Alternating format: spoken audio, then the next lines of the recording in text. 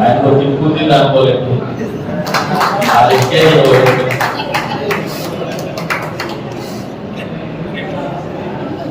అది మా భౌతిక గారికి తిప్పుంది కానీ దానికి ఎక్కలేదు. ఎందుకంటే చాలా చెప్తూ వచ్చినాడు, కలెక్టర్ గారు అనుకున్నాడు, ఒక ఐపీఎస్ గారు అనుకుంటాను, ఆయన చైర్మన్ గారు అనుకుంటాను.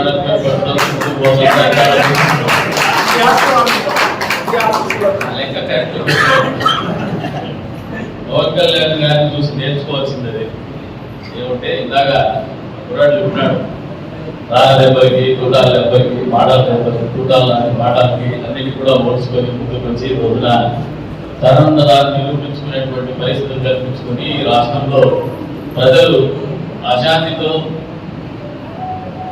ఆలోచనలో పడినటువంటి తరుణంలో చంద్రబాబు నాయుడు గారిని జైల్లో పెడితే రాష్ట్ర ప్రజానీకం యావత్తు కూడా మళ్ళీ పడిలేచినటువంటి కెరటం మాదిరిగా పైకి లేవడానికి శక్తినిచ్చినటువంటి ఆలోచన కానీ నిర్ణయం కానీ పవన్ కళ్యాణ్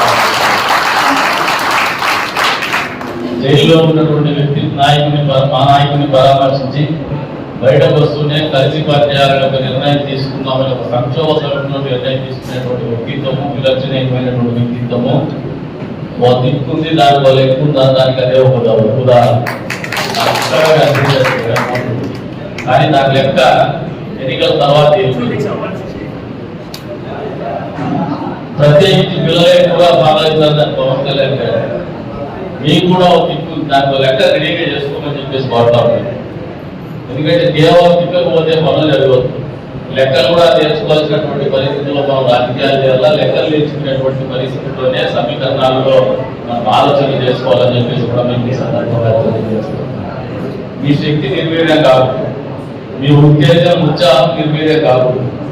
ఈ సమాజానికి, ఈ నియోజకవర్గానికి, ఈ రాష్ట్రానికి మీ శక్తి అనేది, మీ ఉత్సాహం అనేది, మీ ఉత్తేజం అనేది ఖచ్చితంగా అవసరమైనటువంటి పరిస్థితులు ఉంటాయనేది ఆలోచన చేసుకోండి. పవన్ కళ్యాణ్ గారి పుట్టినరోజు సందర్భంగా అని చెప్పేసి కూడా మీకు అందరికీ కూడా తెలియజేస్తాం. రక్తదాన శిబిరం ఏర్పాటు చేసినారు. అక్కొచ్చి సత్యమ్మకి వచ్చి పిలుస్తారు. ఇక్కడికి వస్తే మధ్యలో భైరవ ప్రసాద్ తీసి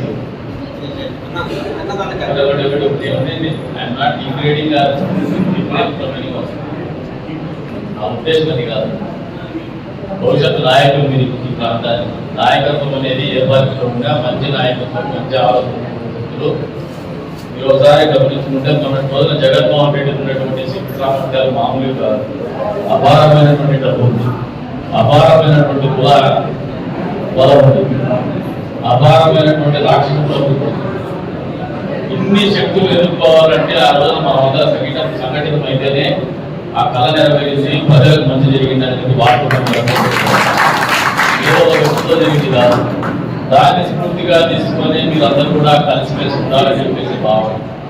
భవిష్యత్తు వచ్చే ఎన్నికల్లో మనం ఇదే రకంగా కలిసి ఉండొచ్చు, లేదంటే ఇదే రకంగా ముందుకు పోవచ్చు, లేదా బయటికి పోయి కూడా ఆ రోజునటువంటి రాజకీయ సమీకరణాలు పనిచేయచ్చు. కానీ అంతిమంగా ప్రజాస్వామ్య ఫలాలు ప్రజలకు అందే విధంగానే రాజకీయ పార్టీలో ఉన్నటువంటి నాయకులమైనటువంటి మనం రాజకీయ పార్టీలో ఉన్నటువంటి ప్రతి ఒక్క కుటుంబ సభ్యుడు కూడా ఆలోచన చేయాల్సినటువంటి పరిస్థితులు మర్చిపోతుందని చెప్పేసి ఈ పుట్టినరోజు సందర్భంగా వీళ్ళందరూ నాయకులు కలిసికట్టుగా ఉంటేనే దాని ఫలితాలు కానీ, ఆ పార్టీ యొక్క అందం కానీ, ఆ పార్టీ యొక్క గొప్పతనం కానీ, లేదంటే ఆ పార్టీ సిద్ధాంతం కానీ అందరూ కలిగినటువంటి వారు అవుతారని చెప్పేసి ఉంటారు. మెరుగు గురించి అనుభవం ఉన్నటువంటి ఎందుకంటే మాతో కూడా డిఫర్ అయ్యచ్చు. మీకు అది ఒకసారి క్వశ్చన్ ఉండదు, ప్రశ్నాత్మకంగానే ఉంటుంది. ఐడియాలజీ పరంగా మనం చేయలేటప్పుడు డిఫర్ కావడం అనేది కలుపుకోవాల్సినటువంటి బాధ్యత నాయకుల మీద. ఐడియాలజీకి సంబంధం లేకుండా ఐడియాలజీ సిద్ధాంతాన్ని కుక్కలో దొక్కేసి రాజకీయ పరమార్థాలని వేరే అర్థాలు